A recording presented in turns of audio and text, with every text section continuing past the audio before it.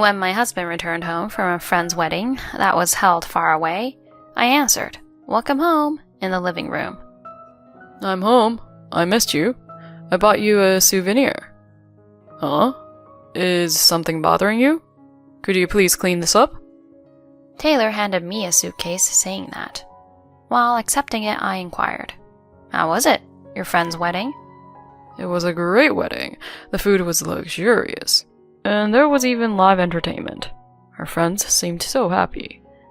As Taylor enthusiastically shared his thoughts on the wedding, I remarked, "I'm surprised you were able to attend." "Huh?" A moment of silence ensued. Then, Taylor, flustered, said, "I don't get it. I attended the wedding like usual, didn't I?" "Really? You managed to attend well in this outfit." Saying this, I took out his formal wear from the suitcase and showed it to him. Taylor saw it and his eyes widened. What is this?" After this, my lying husband would find himself in a difficult situation. My name is Grace Taylor. I'm a 32-year-old housewife. After graduating, I joined a securities company and have been working hard for about 8 years. Thanks to that, I was able to be promoted to the top among my peers. However, I realized that I'm approaching 30 without a boyfriend. Maybe it's time to seriously consider marriage activities. Just when I was thinking that, a certain encounter happened. The sales manager from a medium-sized printing company came to my workplace for business, and I ended up being the one to deal with him. I decided to make a small contract due to the sales manager's enthusiastic sales pitch, and when I conveyed that to him, he instantly lit up with joy. His genuine reaction seemed charming to me. The person in charge was Taylor, who would later become my husband. At Taylor's invitation, we began going out to dinner together and eventually started dating. He was 3 years older than me, but he had a skillful way of being affectionate. Perhaps, in a sense, our easygoing personalities were a good match. I too had fallen for his charm, forgiving even his slightest tardiness as a weakness. Sorry, Grace. Please, forgive me." If he apologized like that, there's no helping it. From there, we dated for a year and a half. Then, on my birthday, Taylor proposed to me. As he handed me a single rose, he said, "One rose has this meaning. You're the only one for me. To me, there's only you, Grace. Please, marry me." Those romantic words filled my heart with joy. "Thank you, Taylor. I'm so happy." "From now on, I'll give you a single rose every anniversary. My feelings for only you will never change." And so I received a rose and an engagement ring from him. I had the rose from the proposal preserved by a professional, and it's still displayed at home. It meant a lot to me. Blessed by our parents, we registered our marriage. Afterward, we had a small wedding and began living together. Taylor, despite his quirks, was a kind person. I believed we would have a happy married life. However, our newlywed life turned out slightly different than I had imagined. Taylor couldn't handle household chores at all. Perhaps it was because he lived with his parents until we got married, leaving all the housework to them. Clothes he took off were scattered all over the floor. Used dishes were left unwashed, and he didn't even throw the trash in the bin. While I juggled accessories and household chores, he casually played with his phone. At first, I accepted it, saying things like, "It can't be helped." But after several months of such a lifestyle, stress started building up. One day I said this to Taylor. "Hey, Taylor, could you help a bit more with the housework?" "Huh? But I'm tired from work, you know." "I'm in the same boat. We both work." With that, Taylor pursed his lips. "But I don't even know how to do it." "I'll teach you. Come with me to the bathroom." I led Taylor to the bathroom and, in a friendly and detailed manner, taught him how to clean the bathroom. Reluctantly, he began cleaning. However, his approach was careless, and it seemed like the dirt wasn't going to come off easily. "No, Taylor, it's not like that here." Sorry, Grace. Seems like it's just not my thing." "Huh?" Grace, you do everything perfectly every day. I respect that. Well, more importantly, So from now on, I'll leave it to you, Grace. Taylor handed me a sponge covered in bubbles and headed back to the living room. His cunning tactic was to lift me up, making me do the troublesome things. Being unable to resist when praised or spoiled is also a problem for me, and so I ended up continuing to do all the household chores. About 8 months into our marriage, Taylor suddenly says something. Actually, a colleague in sales suddenly quit. I think I'll be busier covering for them from now on. That's challenging. But you need to work hard for the company, right? Yeah, I'll be causing you trouble, Grace. Thanks in advance. And so Taylor started working overtime almost every day. Even on precious weekends, he'd say, I have to work on the weekend. And spend more than half the time at the office. While I originally did all the housework, it didn't bother me much, but I felt lonely as our conversations and time as a couple diminished. During such times, I always looked at the rose he gave me during the proposal. Only you for me. Seeing the rose with that meaning, I found the strength to keep going. Taylor during this time started paying more attention to his appearance than before. One day he unusually suggested, let's go shopping together, and I happily went out. Taylor, what are you going to buy today? Oh, I thought I'd add a new suit. Also, I want to get some perfume. Perfume? You've never worn that before. Well, it's part of my job to meet people. Grace, choose a perfume that suits me, okay? Well, there's no helping it. While saying that, I happily chose a perfume for Taylor. At that time, I had no suspicions about Taylor. He was as sweet and skillful as ever, whispering words of love to me. Even on busy days when he's not at home often, that's when a wife should provide support. I was enthusiastic about it. Taylor was grateful to me for that, and in the small amount of time we had as a couple, we were doing well. I had convinced myself of that belief. After living in such a manner for a while, one day Taylor came home drunk in the late hours. He scattered his belongings, changed his clothes carelessly, and then started sleeping on the sofa after adjusting the blinds. Knowing he often had business meetings and drinking sessions with clients due to his sales job, I sighed, thinking it couldn't be helped, and began tidying up the mess Taylor had made, planning to take his suit to the bedroom. At that moment, Taylor's phone slipped out of his suit's breast pocket and fell to the floor. Without thinking, I reached out to pick it up, and that's when a notification popped up. I'm home now. Thanks again, Taylor. The sender's name is Karen. My heart raced. Who is this woman addressing Taylor so intimately? Thanks for today. What could that mean? Is she someone he met at a bar during a drinking session? But would she really say, I just got home today? Thoughts swirled in my head. Acting on impulse, I took Taylor's sleeping hand and used fingerprint recognition to unlock his phone. From there, I discovered an intimate exchange with someone named Karen. My hands were trembling. Could he be cheating? If that's the case, it's unforgivable. I resolved to thoroughly investigate Taylor's actions. So, just like nothing had happened, I left the phone by Taylor's side and began looking into the nearby detective agency. 1 week after requesting an investigation into Taylor's affairs. Hey, Grace. So I've been invited to a friend's wedding from high school next weekend. Taylor casually mentioned it. Next week?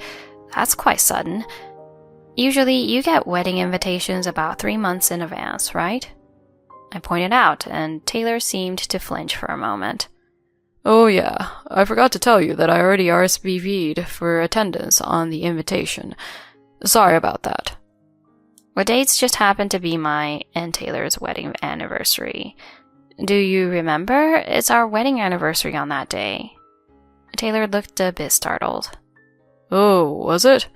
Sorry, I totally forgot. But I have to attend the wedding. I'll make it up to you next time. Even the promise of giving a single rose on our anniversary seemed forgotten by Taylor. Nevertheless, I forced a smile and told him, it's okay. By the way, where is the wedding? In Alaska, but it's a bit far. But we've been good friends since high school. Taylor rattles on about such things without being asked. I was convinced. This is Taylor's lie. However, I smiled at Taylor with a sweet expression. Great, looking forward to the souvenir. Of course, I'll buy an Alaskan souvenir. By the way, I'm busy, so can I ask you to prepare my formal wear? Understood. I'll send it to the cleaners. Thanks, Grace. I love you. Taylor said these words with an awkward sincerity, and I responded with a hesitant thank you, accompanied by a forced smile. Following Taylor's request, I prepared everything accordingly. In doing so, I discreetly added a small surprise to his formal wear. He left for the trip, happily carrying his suitcase without noticing the added touch.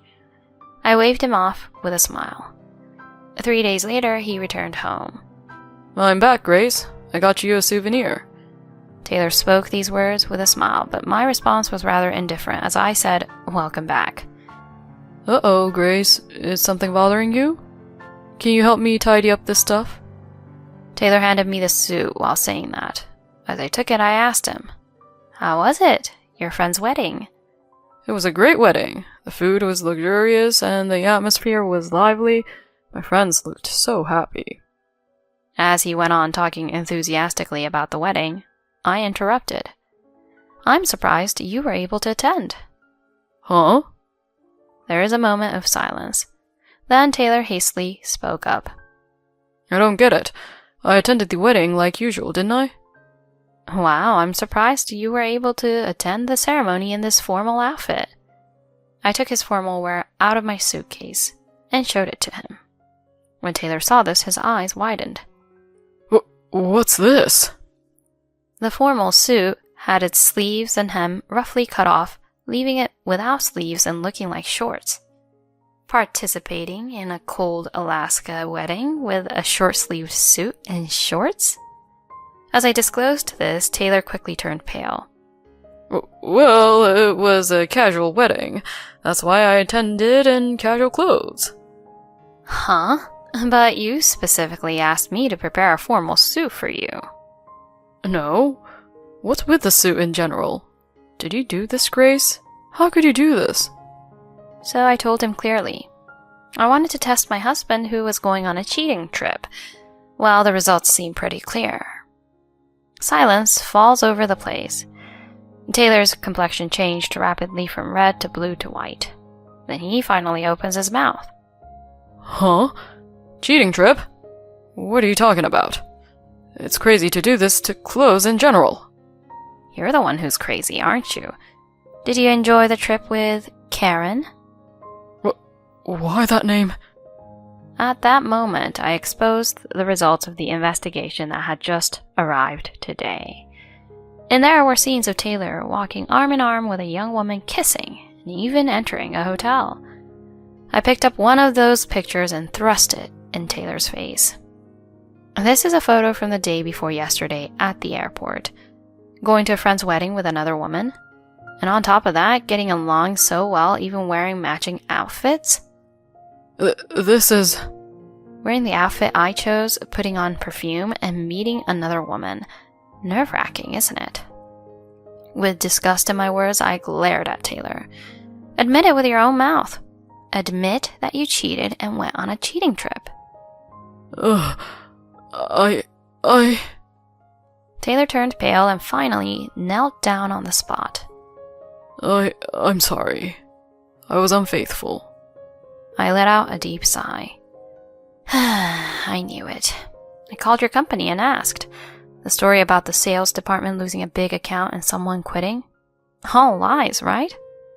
You called the company? Through that call, I found out that a new employee from the same company, Karen, is quite close to you. It seems like it's already a rumor within the company. You're not very careful, huh? What?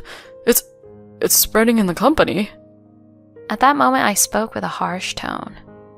What the hell do you think you're doing? No. I only love you, Grace. Karen was just a momentary lapse. A mistake. So you invited her, didn't you? You're the one who seduced her. Well, that's because she seemed enticing in a way.